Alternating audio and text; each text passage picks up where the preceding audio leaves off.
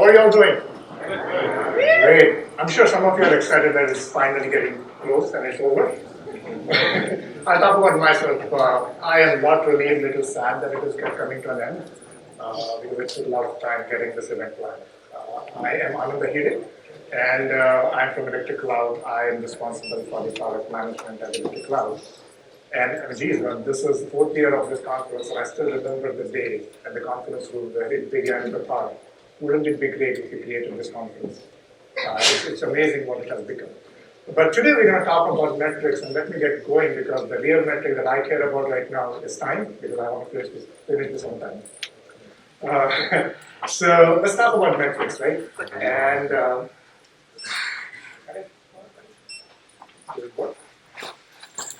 all right. So before metrics, really, fundamentally before even metrics, really the one metric that probably matters a lot is when you're doing code reviews, the WTFs per minute, right? But jokes apart, what we're going to talk about today are really at a high level, what we're going to focus on today is why you should care about metrics. I mean, as if I should be teaching you that you being in this presentation itself speaks that you want to care about metrics. But we'll spend a little bit of time on that. But more importantly, what I'll do is spend a lot of time on some of the do's and don'ts. I never want to call it best practices, but some practices that we have learned, listening to many people about when you think about metrics, what you should things that you should worry about.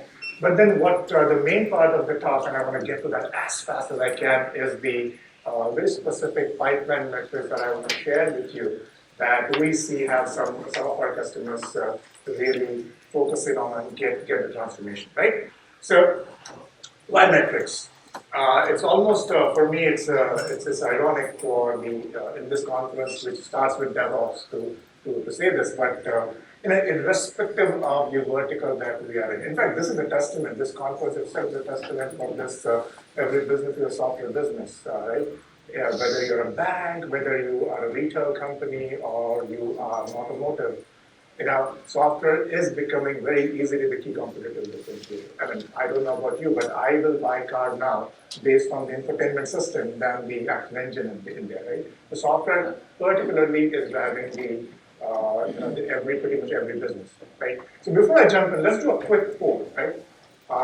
So by show of hands, how many of you think software delivery is hard and you wish you could be releasing more frequently? Great. I was a little worried the hands won't go up because it was a rhetorical question, frankly. Because software, we had done a survey, I want to say about 2 years back, where we asked people, do you release software as frequently as you want? And the answers were absolutely not surprising, as was here.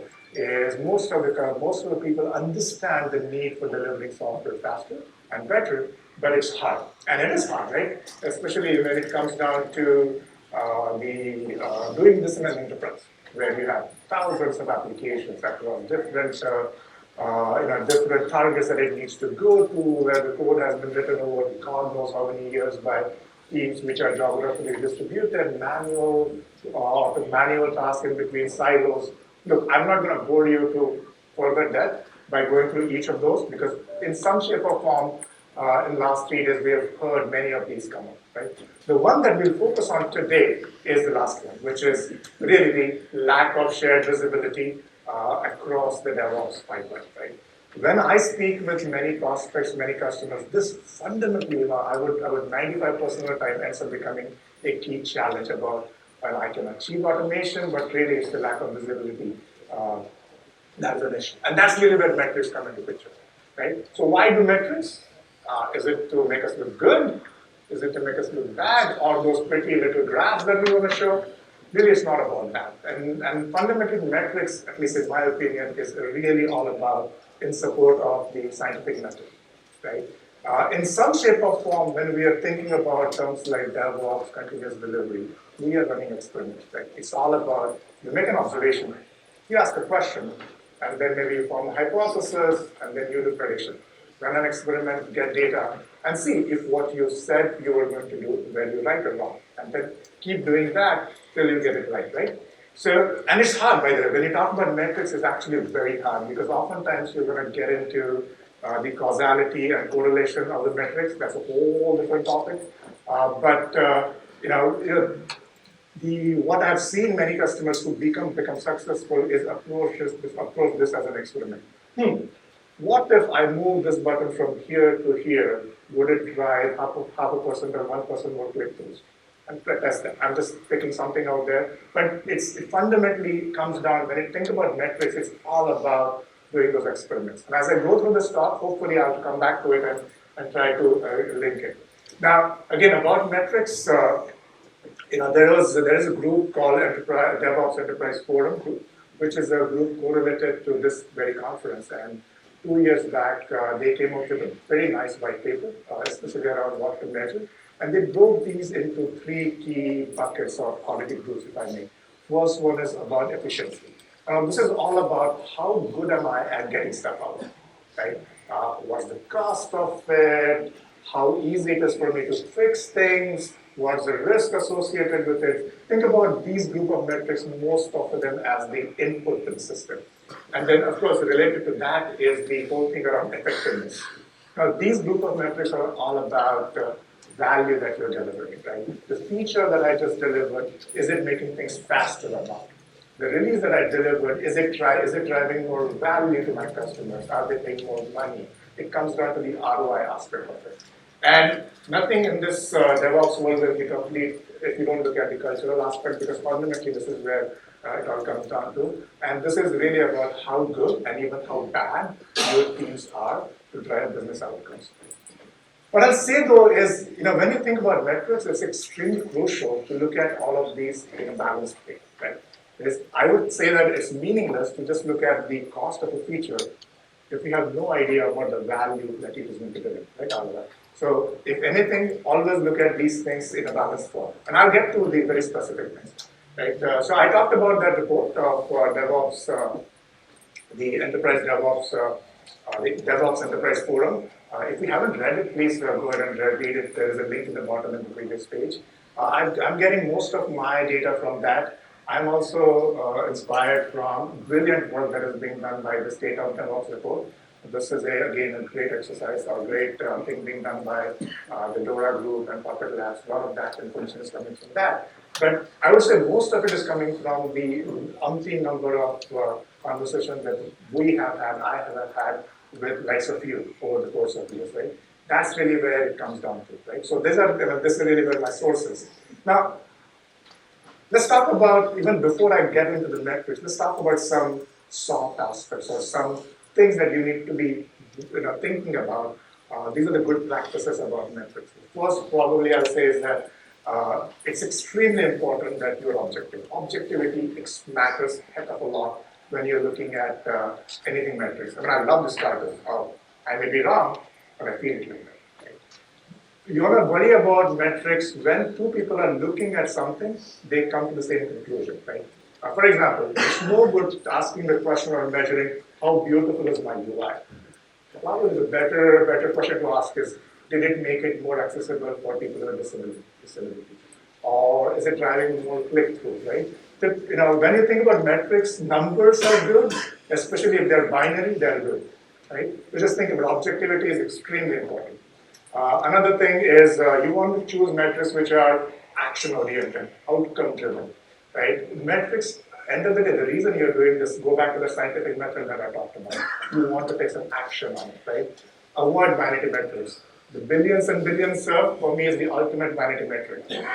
Is it actionable?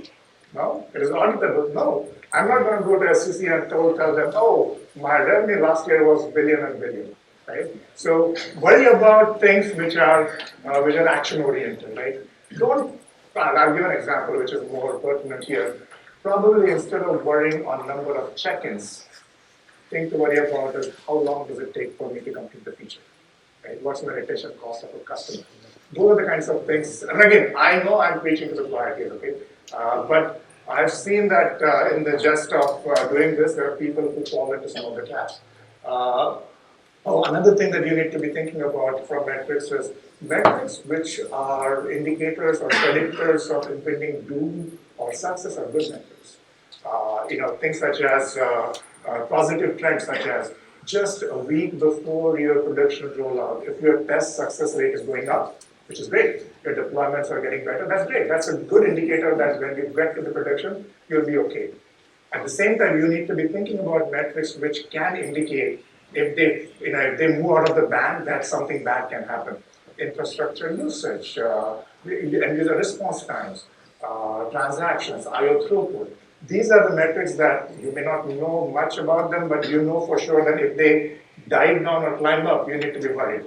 Think about the metrics which drive that indicator, pretty much like a canary in a coal mine kind of scenario. Another one, which is signal to noise ratio matters a lot, right? In the jest of I want to create metrics, please don't overdo it. I've seen dashboards with 70 plus graphs on it. And really, are all of those important, right?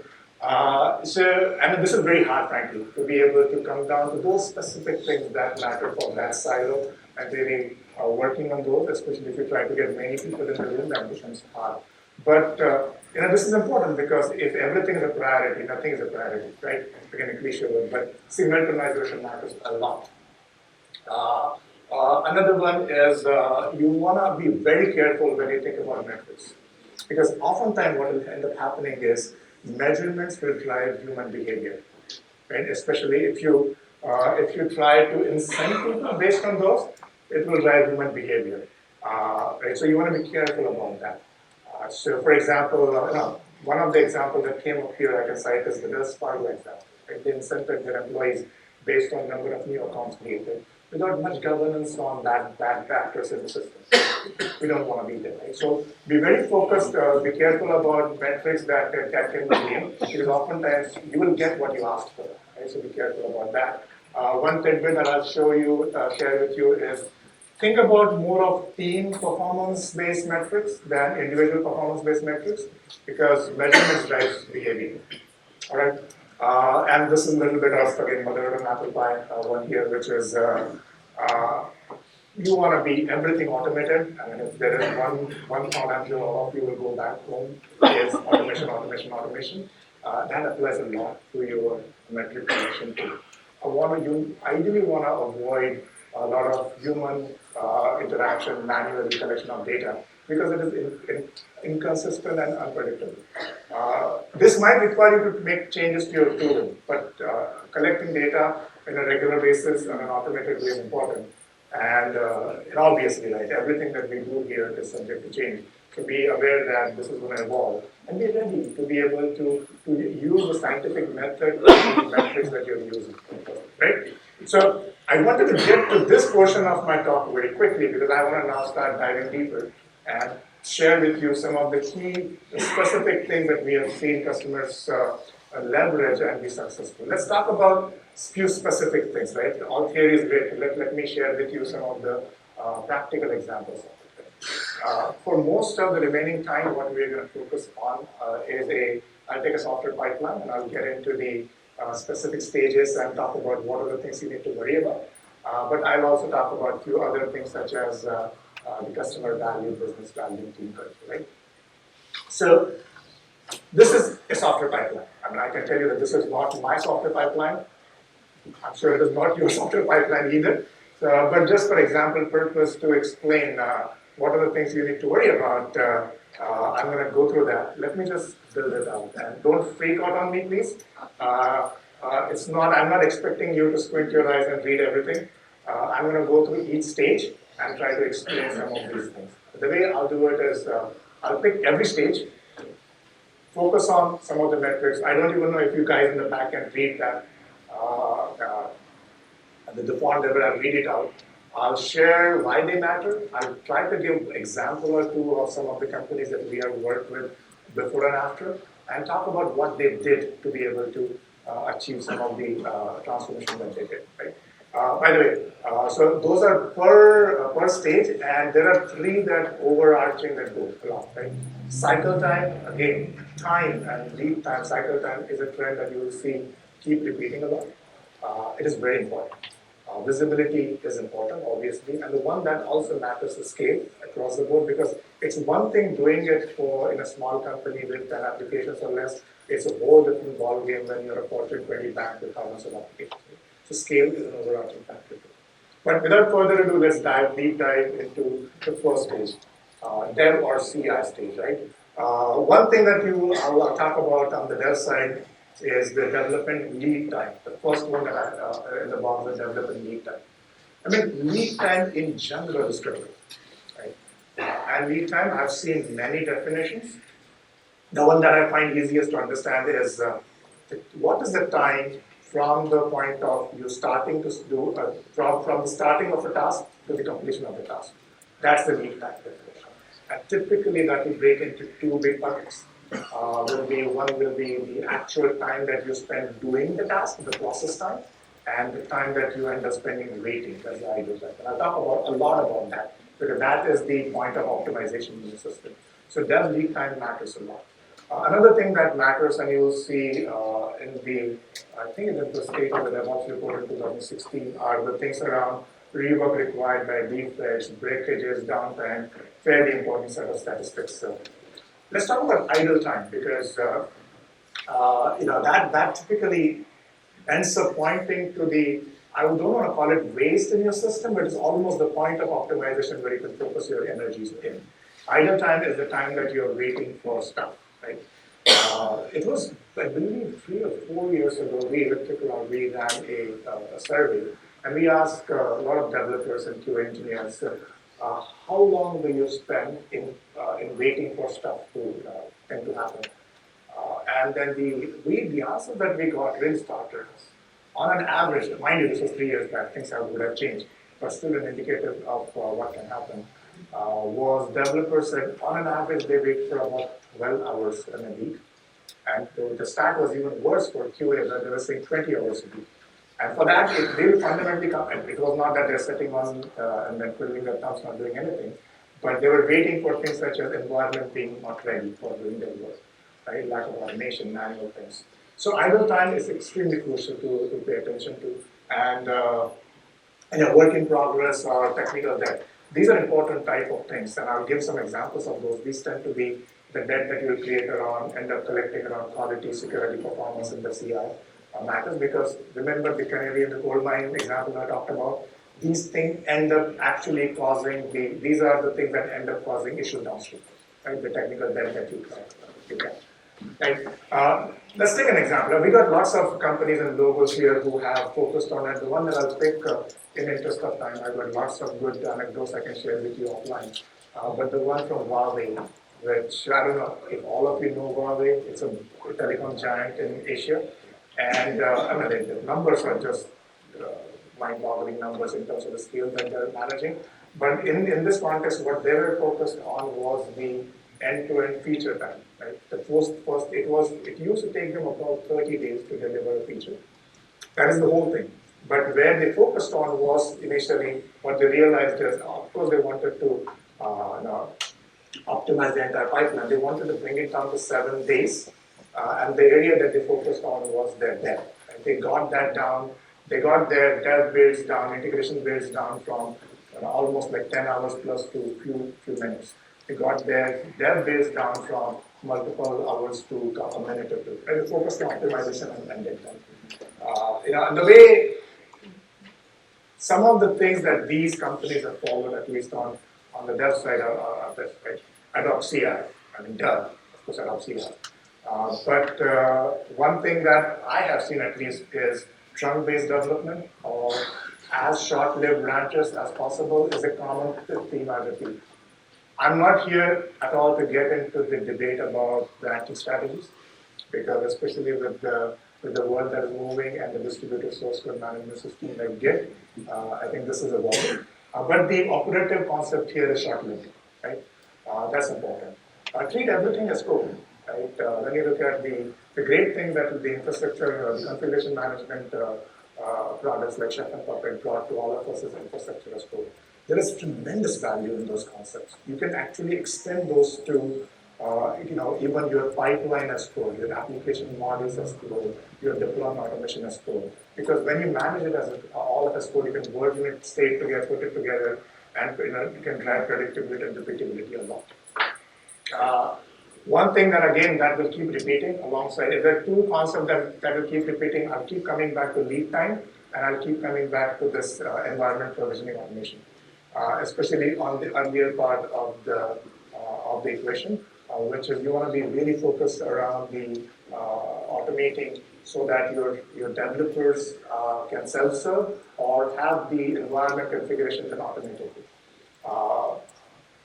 Last and probably one key pointer here is try to think about, and this is again preaching to choir, frankly, is try to think about quality, security, performance earlier in the cycle. The shift left concept sounds a little interesting, but it has true merit in it because the later you wait to identify those, it becomes tricky, right? So really pay attention to that. Use tools such as static code analysis tools, great way to find those vulnerability tracking tools, as those are really good things to think about. Now, let's talk about the next one. Now, QA. Now, I'll tell you, this in itself can be a talk. In fact, I'll say that this in itself can be a whole conference, QA. So, because that, in my opinion, personal Anand's opinion, if you are serious about DevOps and continuous delivery, if you don't focus on your test automation, your success is going to be really limited. So, this is an extremely important aspect of your delivery. The stats that matter there, I'll come down to the lead time, idle time. That is very important. Defects discovered, escape, the impact of those defects is important. I think that this is one area where raw numbers are meaningless. Number of defects, frankly, doesn't mean much. The impact of those defects is more important. I mean, did I forget to put an accent on that E? That was a defect? Or the defect that I caused ended up causing the production outage? Important. So understand the defect, the impact of the defect. Another key stat that we see a lot is the trend of your successes or failures of your test automation. And the time that, the life cycle, time in the life cycle of the release that is happening. Let me explain. It is probably okay if you're seeing a large number of failures in your test automation in the earlier part of your release, right? But it is absolutely a whole different ballgame if you're seeing a similar bad number a week before you roll out, right? So those numbers matter. The trend matters, and then when that time comes, that matters, right? The mean time to discovery, that is close to the lead time concept, is important too. How many of you had a chance to attend talk yesterday by Intel around this yesterday? And a few of you, if you have not, I would highly recommend you to go and revisit that when the video comes up. These guys focus significantly on this area and brought the time that they were spending in this from multiple weeks to down to a few minutes. And again, no marks for guessing how they did it. It comes down to automation. Right? It comes down to not choosing Selenium or a test automation tool. That's a given. But it's the whole life cycle of that workflow, because you need to have the environments ready, have it configured, the new latest build deployed, then run the test, then get the results, right? Manual testing will kill you. There are certain aspects of it that manual testing is still good, especially when you're looking at the UIs and layouts and what have you. But for most part, especially as you try to reduce the sample size, try to push more through pipeline, automation around this becomes extremely crucial, right? I talked about the environment self-provisioning a lot. Another thing that is important is when you look at the test workflow, deployment becomes an important aspect of it. Right? So the fidelity of the environment, being able to use the same processes across becomes important too. So I know I'm rushing a bit because I do want to get to some of the next slides. Let's talk about deployments, because this is an area where at least from our vantage point, a lot of things that I can brag on. I won't, but I can.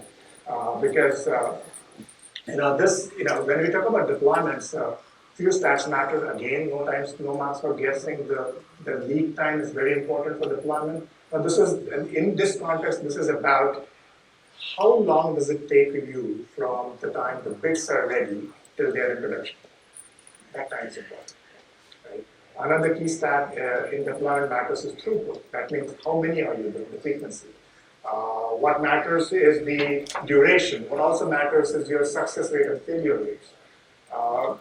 If you haven't had a chance to look at the State of DevOps report of 2016, again, look at it, because there is something to be learned from there, because again, here is another example where individually looking at things probably is not the best way to do. Because what I saw is in 2017, even the low performers, they have the concept of high performers and low performers. Even the low performers had a significant increase in the number of deployments they are doing if you compare to last year. That's great. But if you just looked at that stat, you'll say, they are doing great. But what has happened at the same time for low performers is the success rate of their changes and deployment has gone down. So they're doing more, but they're doing it poorly. So those are the kinds of stats that matter.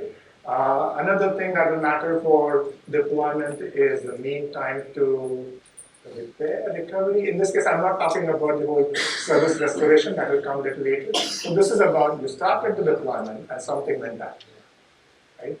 How quickly are you able to roll back? Right? Those things matter.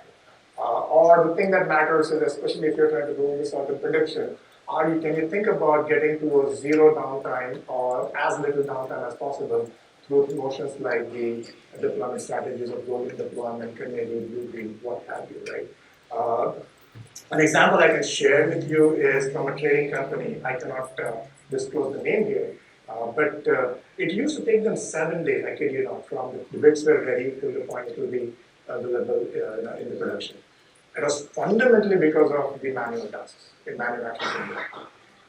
We human beings as a species are really good at many things, but we are really bad at copying commands from one terminal to another. Right? So, when we were done with the POC, what used to take them 7 days got done down to 45 seconds. I'm not here to brag, but it was, a tool did something, but fundamentally it came down to the fact that desire to automate things, right? Very similarly, I don't know if you had a chance to listen to a talk by Net Entertainment yesterday. Again, a good talk. You can go and take a look at it. This is a phenomenal story too, where in the matter of about 12 to 15 months, they have 40 times more improvement in their deployments. Right? So, yeah.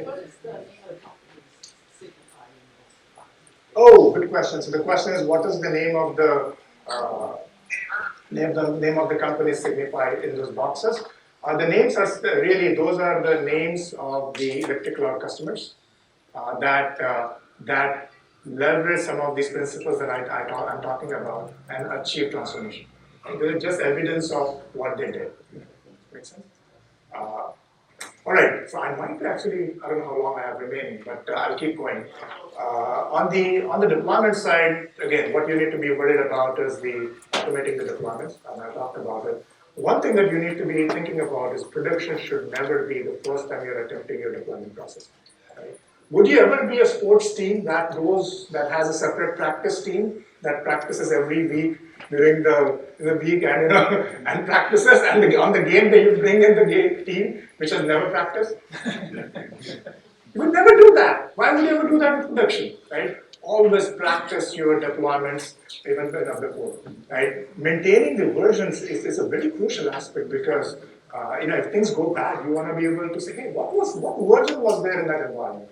Can I go back to it? If you do not know the version, you cannot go back to it, right? So versioning strategies, artifact management matters a lot.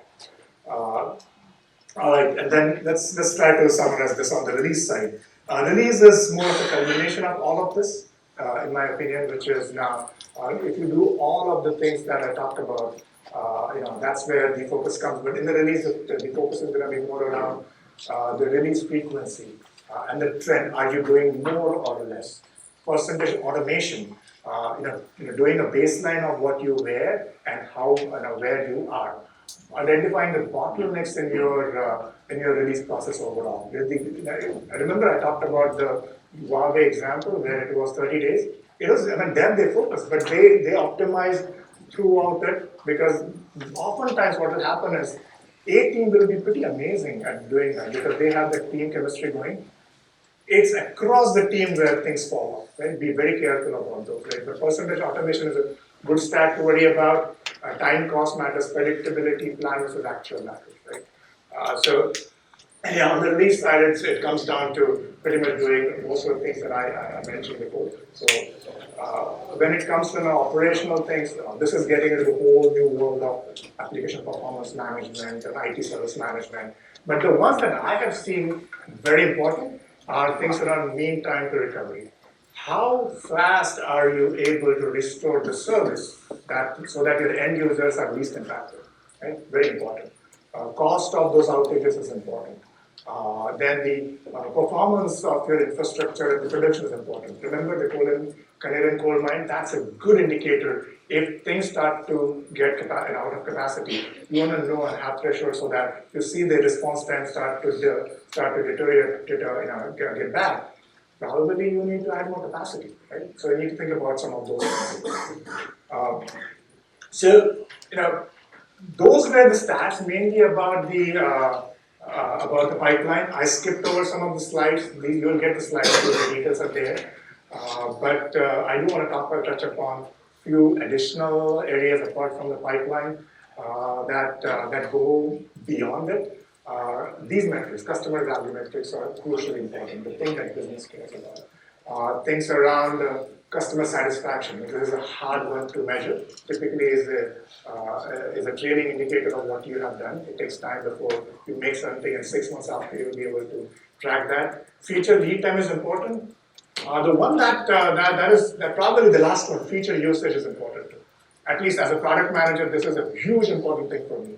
Because I always think that everything I delivered is great, everyone is using it. It's important for you to know, really, the value that you deliver, what is getting traction, how many of those features are being used, and what is really moving the needle. And that then again allows you to optimize or identify issues in your design or other practices. Right? On the business side, it comes down to cost, revenue, market share, and then of course the employee satisfaction. There are a few other these things that if you want, you can come to me and then we can talk more about it. So what I want to leave you with today, in the no time that I have remaining, is apart from this, just give you a tidbit for the electric flow technology. I don't want to do this into a sales pitch at all, because technology is a really small portion of this big equation. But electric flow, tools like electric flow, I wouldn't just call electric flow. In general, most of the tools in this space are really focusing on this tops-down visibility. So you will be able to understand all of the deployment side statistics that I talked about, all the release side statistics that I talked about, the entire pipeline value stream that I talked about. You'll be able to get those details. And if you want, just go to our website, download it, start playing. If you have issues, just let us know, right? So I want to wrap here because I think I'm over time. I'm going to wrap here, but I think we are in a break. So if you have questions, please let me know. That's my email address. If you think about something later, absolutely let me know, because nothing that I shared here is by any means complete. I want to say maybe not even accurate. So, but